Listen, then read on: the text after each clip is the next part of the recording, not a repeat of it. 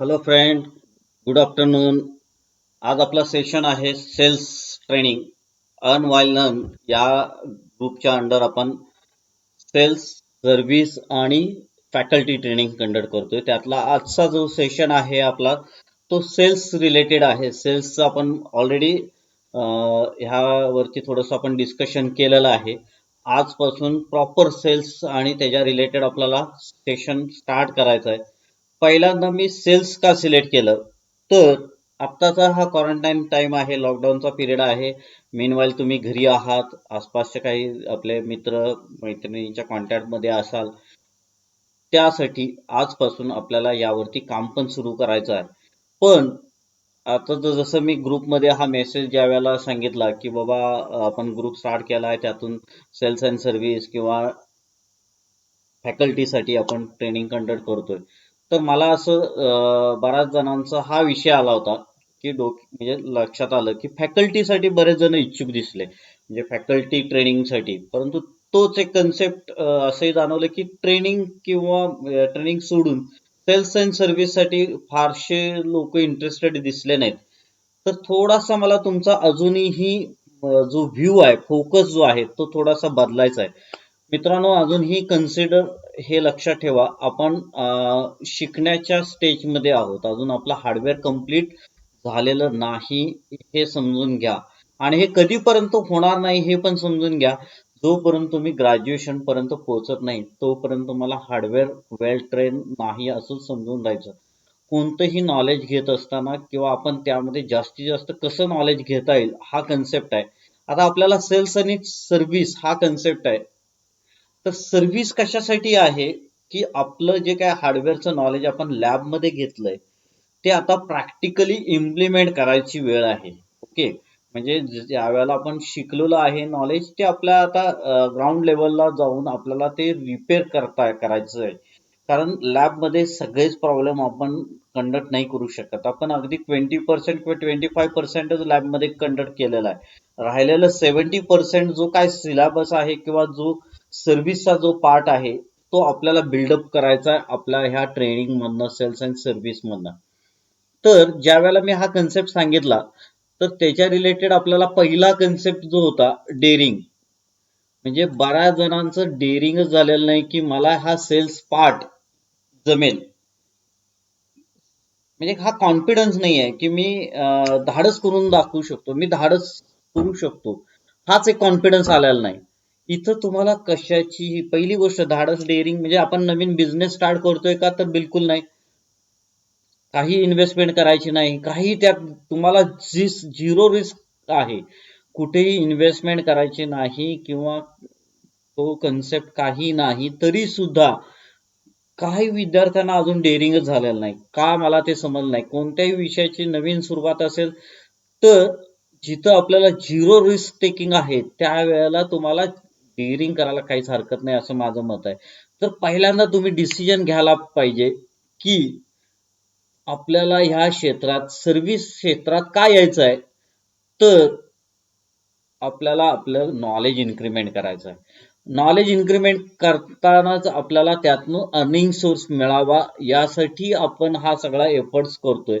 Knowledge ज्या वेळेला आपण सर्व्हिस साठी प्रयत्न करेल, सर्व्हिस कस्टमर पर्यंत जाईल, त्यातनं त्यांचे कम्प्युटर रिपेअर करायला शिकू, त्यावेळेला आपल्याला नॉलेज मिळेल आणि नॉलेज ज्या वेळेला मिळेल त्याच वेळेला आपल्याला अर्निंग सोर्स पण स्टार्ट होईल. तर मित्रांनो, मी तुम्हाला सगळ्यांना विचार करा की आधी तुम्ही डेअरिंग करा. सेल्स अँड सर्व्हिस मध्ये येण्याचा पार्ट मध्ये तुम्ही डेअरिंग करा, डिसिजन घ्या. दुसरा पार्ट की बाबा हे सेल्स अँड सर्व्हिस साठी मी प्रयत्न करणार आहे, एफर्ट्स घेणार आहे. आता ह्या ज्या वेळेला तुम्ही डिसिजन घ्याल त्याच्यानंतरचा तिसरा विषय आहे आपला रिलेशनशिप. मित्रांनो, आपले जे कस्टमर आहेत ते सुरुवातीला मी मागच्या सेशन मध्ये सांगितलं, आपण टार्गेट कुणाला करणार आहोत, तर आपले रिलेटिव्ह, आपले फ्रेंड्स असतील, फ्रेंड्सचे फ्रेंड्स असतील, यांना आपण सुरुवातीला टार्गेट करणार आहोत. म्हणजे हे सगळे लोक लॅपटॉप, डेस्कटॉप ज्यांच्या वापरतात ते, हे आपले टार्गेटेड कस्टमर आहेत. आणि त्यांच्याबरोबरच पहिलं आहे विषय रिलेशनशिप. रिलेशनशिप बनवत असताना आपण आपला जरी इंटरनली आपल्याला हे माहिती आहे की त्यांच्याबरोबर आपल्याला बिझनेस करायचा आहे, तरी सुद्धा त्यांच्या समोर फोकस होत असताना एक बिझनेसमन म्हणून किंवा कामासाठी जातोय असे रिलेशनशिप बिल्डअप करायचे नाहीत. काही काळ त्यांच्याबरोबर रिलेशन तयार करा. म्हणून आत्ताचा क्वारंटाईन जो पिरियड आहे त्यांच्याशी तुम्हाला कम्युनिकेशन करायला स्टार्ट करा. जे नसेल कदाचित कम्युनिकेशन तर ते इन्क्रीमेंट करा. रिलेशनशिप बिल्डअप करा. काय चाललंय, कसं चाललंय, तुमच्या इथं आता कसं आहे, क्वारंटाईन वर्क मध्ये काय आहे, काय ओपन आहे, काय नाही, असं रिलेशनशिप तयार करा. काही बाकी तुम्ही बिझनेस किंवा त्याच्या रिलेटेड काही सुद्धा आता फोकस ठेवू नका. आता काही त्यांना सांगू नका. पण फक्त रिलेशनशिप बिल्डअप करा. घरी जायचं की कारण नाही किंवा काही नाही. फक्त फोनवरनं तुम्हाला व्हॉट्सअपवरनं एक मेसेज ड्रॉप करायचा आहे. कसे आहात तुम्ही, काय करताय, कसं चाललंय वगैरे अशा टाईपमध्ये. जिथं तुम्हाला इन्व्हेस्टमेंट करायची सुद्धा गरज नाही. याचा तोटा तर काहीच होणार नाही. एकतर तुमचं जे रिलेशनशिप जे आहे, जे ब्रेकअप झालेलं असेल ते कदाचित कनेक्ट होईल, ऍड होईल. प्लस ज्यांचं थोडंफार कम्युनिकेशन होतं तिथं आणि जास्त बिल्डअप होईल. म्हणजे ह्या पद्धतीचं फक्त एक रिलेशनशिप तयार करायला सुरुवात करा. आपलं फोकस नंतर क्वारंटाईन झाल्यानंतर किंवा हे सगळं पूर्ण सुरू व्यवस्थित झाल्यानंतर त्यांच्याबरोबर आपल्याला बिझनेस करायचा आहे. पण त्याच्या आधीचा हा पार्ट जो आहे तो आपल्याला तयार करायचा आहे. म्हणून पहिला तुम्ही डेअरिंग करा, धाडस करा. काही तुम्हाला खर्च येणार नाही, काही तुम्हाला नुकसान होणार नाही. आणि अशातनं तुम्हाला जर 4 पैसे मिळणार असेल तर त्यासाठी डेअरिंग करायला सुरुवात करा. आणि त्याचा डिसिजन घ्या की मला हे सेल्स अँड सर्व्हिसचं ट्रेनिंग कंडक्ट करायचं आहे. त्यातून 4 मला नॉलेज मिळालं पाहिजे आणि त्या नॉलेजमधून मला अर्निंग व्हायला पाहिजे. तिसरं, मी यासाठी माझा जो फोकस कस्टमर आहे, जे माझे रिलेटिव्ह आहेत, त्यांच्यासाठी ते माझे फ्रेंड्स असतील, फ्रेंड्स असतील, ज्यांच्याबरोबर रिलेशनशिप तयार करू शकेन, त्यातून तोटा तर कोणताच नाहीये. आता तिसरा, त्या पुढचा जो पार्ट आहे, तुम्हाला कन्सल्टंट बनायचं आहे. रिसेलर किंवा मार्केटिंग एक्झिक्युटिव्ह म्हणून जायचं नाहीये, कन्सल्टंट बनायचं आहे. सुरुवातीला जर तुम्ही एखाद्या कस्टमरकडे डायरेक्ट एखादं प्रोडक्ट, एखादा पेनड्राईव्ह विकायच्या दृष्टीने गेला तर तो म्हणेल, काय विचार करेल तो, निगेटिव्ह अप्रोचने विचार करेल. अरे आजपर्यंत मला हा कधी भेटत नव्हता, कधी माझ्याशी समोर आला तरी बोलत नव्हता, आणि आज डायरेक्ट त्याला आज एखादी वस्तू आहे आणि ती त्याला विकायची म्हणून तो सेलर म्हणून आलाय. तर सेलर म्हणून जाऊ नका, कन्सल्टंट म्हणून जावा. आणि त्या कन्सल्टंटसाठी आधी आपल्याला त्याला काय करावं लागेल, तर कन्सल्टंट रोल काय असतो तो समजून घ्या. तुम्हाला तुमच्या दैनंदिन जीवनामध्ये तुम्ही कन्सल्टंट पाहिलेले आहेत, त्यांच्याशी अनुभव घेतलेला आहे, तर तोच पार्ट आपल्याला मनामध्ये तयार करायचा आहे. Consider you are consultant not a seller. म्हणजे काय, तर तुमच्या आसपासमध्ये बरेचसे डॉक्टर, BMS MBBS डॉक्टर बघितले असतील, किंवा त्याच्याही पुढे जाऊन, म्हणजे ते कन्सल्टंट नसतात, ते डॉक्टर असतात, डायरेक्ट तुम्हाला ट्रीटमेंट करतात. कन्सल्टंट कोण असतात, तर जे तुमचे पोस्ट ग्रॅज्युएट डिग्री झालेले असतात, म्हणजे जसं MD असेल, MS असतील, असे जे डॉक्टर्स असतात ते कन्सल्टंट असतात. आणि BMS किंवा MBBS पेक्षा कन्सल्टंट जास्ती कमवतात. हाही विषय लक्षात ऑब्झर्व करा. आणि तेच दैनंदिन जीवनातलंच आपलं पण काम आहे. हे जे कन्सल्टंट आहेत ते जसं जास्ती कमवतात, तसंच आपल्याला रिसेलर म्हणून जेवढं कमवणार आहात त्यापेक्षा कन्सल्टंट म्हणून जास्ती बनवणार आहे. आणि त्यासाठी पहिला कन्सल्टंट म्हणजे MD मेडिसिन वाला काय करतो, ज्या वेळेला एखादा पेशंट येतो त्यावेळेला त्यांना तो एक्झामिन एक्झामाइन करतो किंवा चेकअप करतो. ओके, त्यानंतर त्याच्यावरचं म्हणजे डायग्नोज करतो. ज्या वेळेला पेशंट येतो त्यावेळेला तो त्यांचं चेकअप करतो, नंतर तो डायग्नोज करतो. बरोबर, डायग्नोज केल्यानंतर तो त्यांना प्रिस्क्रिप्शन देतो, म्हणजे औषधं वगैरे देतो. आता हे आपल्या रिलेटेड कसं आहे हे मी सांगतो. आपल्या सेल्सच्या रिलेटेड काय कन्सेप्ट आहे हा पहिल्यांदा मी सांगतो तुम्हाला, तो समजून घ्या. Creates need. आपल्याला आधी काय करायचं, तर त्याची नीड क्रिएट करायची. म्हणजे मला एखादा पेनड्राईव्ह विकायचा असेल तर त्या कस्टमरला पेनड्राईव्हची गरज काय आहे याचं इम्पॉर्टन्स त्यांना जनरेट करायचं आहे. त्यांना जोपर्यंत त्या गोष्टीची नीड होत नाही तोपर्यंत तो प्रोडक्ट तो सेल करणार किंवा परचेस करणार नाही. तर सुरुवातीच्या काळामध्ये त्याला आपल्याला नीड जनरेट करावी लागेल. मला त्याला लॅपटॉप विकायचा असेल तर लॅपटॉपची गरज काय आहे हे आधी मला त्याला एक्सप्लेन करता आलं पाहिजे. प्रॉपर त्याची नीड समजली पाहिजे, नीड जनरेट केली पाहिजे. आणि नंतर ते जे बरेचसे क्युरीज येतील ज्या डायग्नॉसमध्ये आपल्याला रिझॉल्व्ह करायच्या आहेत, बऱ्याचशा क्युरीज येतील. मला लॅपटॉपची गरज नाही आहे, माझी मुलं आता 7वी-8वीला आहेत, अजून भरपूर काळ आहे, त्यांना इंजिनिअरिंगला मेडिकलला गेल्यानंतर लॅपटॉप घ्यावा लागेल, त्यासाठी मी 30-40 हजारचं का घेऊ, अशा बऱ्याचशा क्युरीज येतील. माझं बजेटच नाही आहे. मग आपण सांगू शकतो तुझी मुलं 7वी-8वीला आहेत, पण आज कम्प्युटर असं असं एवढं क्षेत्र आहे की जिथं एवढ्या मोठ्या प्रमाणात लॅपटॉप किंवा डेस्कटॉपचा वापर केला जातो. आजपासूनच आपल्या विद्यार्थ्यांना मुलांना शिकवलं पाहिजे. मग तो म्हणेल माझं बजेटच नाही ग, मला पडतं हे सगळं म्हणणं, परंतु माझे बजेट नाही आहे, माझं बजेट 15,000 आहे. मग अशा वेळेला तुम्ही नवीन लॅपटॉपच्या ऐवजी त्यांना सेकंड मधला लॅपटॉप सांगू शकता की जो त्याला वॉरंटी पण मिळू शकते का का नाही मिळत, काय जे असेल त्या सगळ्या क्युरीज तुम्ही प्रोव्हाइड करू शकता. आणि नंतर प्रिस्क्रिप्शन म्हणजेच त्याच्यावरचं सोल्युशन तुम्ही प्रोव्हाइड करू शकता.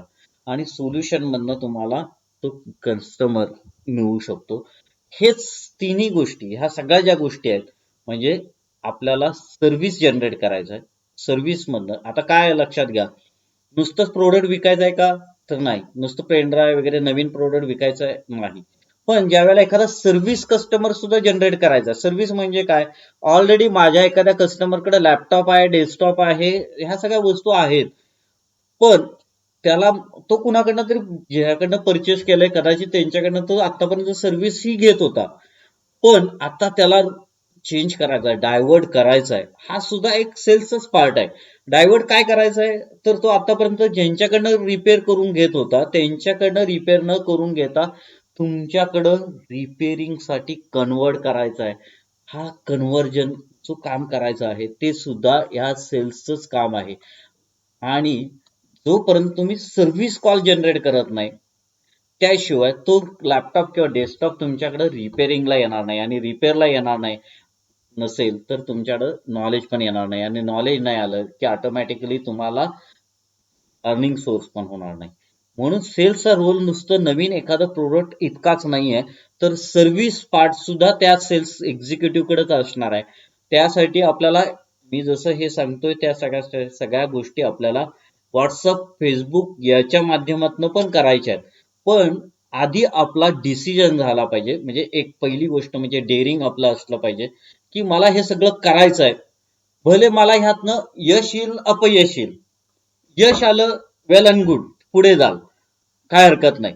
अपयश आलं तर माझं कुठं चुकतंय याचा शोध सुद्धा आपल्याला घ्यायचा आहे. कारण आपल्याला सर्व्हिस कॉल जनरेट करायचे आहेत, ज्यातून आपल्याला अर्निंग मिळवायचं आहे. आणि अर्निंग मिळवताना त्याचबरोबर हाही दृष्टिकोन आहे की आपल्याला नॉलेज पण मिळणार आहे. काही गोष्टींच्या बाबतीत माझा एकदम जवळचा मित्र आहे, ज्याचा मला लॅपटॉप रिपेअर करायचा असेल किंवा डेस्कटॉप इन्स्टॉल करायचं आहे, तर 100% मला त्याकडनं पैसे घेता येणार नाहीये. पण नॉलेज तर मिळणार आहे, त्याचं फ्री मध्ये आपण करून देऊ. पण पुढच्या वेळेला आपण त्याला म्हणेन ना, या वेळेला मी तुझं फ्री करून दिलं, पुढच्या वेळेला मी तुझे 200 रुपये तरी घेणारच. घेताना 100 रुपये घ्या, पण सांगा, त्यालाही जाणीव करून द्या की मी याची ऍक्च्युअल कन्सल्टिंग चार्जेस घेतोय, हे चार्जेस मी घेत असताना तुझ्याकडनं फ्री ऑफ कॉस्ट मध्ये केलं. एक पावशेर राहील त्याच्यावरती, पुढच्या वेळेला त्याला कुठल्या ना कुठल्या तरी तो तुम्हाला मदतच करेल. तर हे आपल्याला तयार करायचं आहे, एक चेन तयार करायची आहे. सर्व्हिस कॉल जनरेट करायचे ज्यातून नॉलेज मिळणार आहे, शिकायला मिळणार आहे. त्यातून काही वेळेला सुरुवातीचे काही याच्यात अर्निंग सोर्स नाही होणार. एकदा तुम्हालाही कॉन्फिडन्स आला की आपल्याला हे रिपेअर करता येतं, इन्स्टॉलेशन करता येतं, हा कॉन्फिडन्स ज्या वेळेला जनरेट होईल ऑटोमॅटिकली त्यातून अर्निंग सोर्स मग आपण स्टार्टअप करू. जनरेट करायचं आपल्याला, नंतर सेल पण करायचं आहे. सेल करण्यासाठी आपल्याला छोट्या छोट्या गोष्टी आहेत, जसं पेन ड्राईव्ह आहे, कार्ड रीडर आहे, ब्लूटूथ आहे, ह्या सगळ्या गोष्टी छोट्या करत सेल करत जायचं आहे. डेस्कटॉप एखाद्याचा सेल करायचा आहे, अगदी ज्याचं बजेट 5-7 हजारचं आहे, 10 हजारचं आहे, त्यांना सुद्धा आपण विकू शकतो. जुना एखादा डेस्कटॉप लॅपटॉप सुद्धा विकू शकतो आणि नंतर नवीनकडे जाऊ शकतो. हे सगळं गोष्टी आपल्याला जायचं आहे. तर आजच्या सेशनमध्ये मी आज तुम्हाला सांगण्याचा प्रयत्न काय करतोय मित्रांनो, पहिल्यांदा आधी तुम्ही धाडस केलं पाहिजे. ट्रेनिंग आपल्याला कंडक्ट करायचं आहे, हे धाडस घेतलं पाहिजे, हा डिसिजन घेतला पाहिजे. कस्टमर बरोबरचे आपल्याला रिलेशनशिप तयार करायचे. कधीही डायरेक्ट आपल्याला एखादी वस्तू विकायला नाही जायचं, कधीही जायचं नाही. तुम्हाला निगेटिव्ह अप्रोच येईल, निगेटिव्ह आन्सर मिळेल, नो असं आन्सर मिळेल. कारण तो तोच विचार करणार, कारण हा गेले कित्येक दिवस माझ्यासमोर येतो जातो, कधीच माझ्याशी बोलला पण नाही. असं कदाचित तुमचं रिलेशन जर त्याबरोबर असेल तर आधी रिलेशन स्टार्टअप करा. ज्यासाठी आता क्वारंटाईन पिरियड आहे, की जिथं त्यालाही बरं वाटेल की तुम्ही त्याला फॉलोअप घेताय, त्याला चौकशी करताय. मग तो तुमचा मित्र असेल, तुमच्या मित्राचा मित्र असेल, रिलेटिव्ह असेल, हळूहळू त्याला सांगा मी की असा असा कोर्स पण केला, मला त्यातनं शिकायला मिळालं, मी आता लोकांचे कम्प्युटर रिपेअर करायला लागलोय, इन्स्टॉलेशन करायला लागलोय. तुमचा काय कम्प्युटर आहे हा उल्लेख करू नका, पण त्याला तुमचा विषय पोचवा की मी हे करत आहे वगैरे.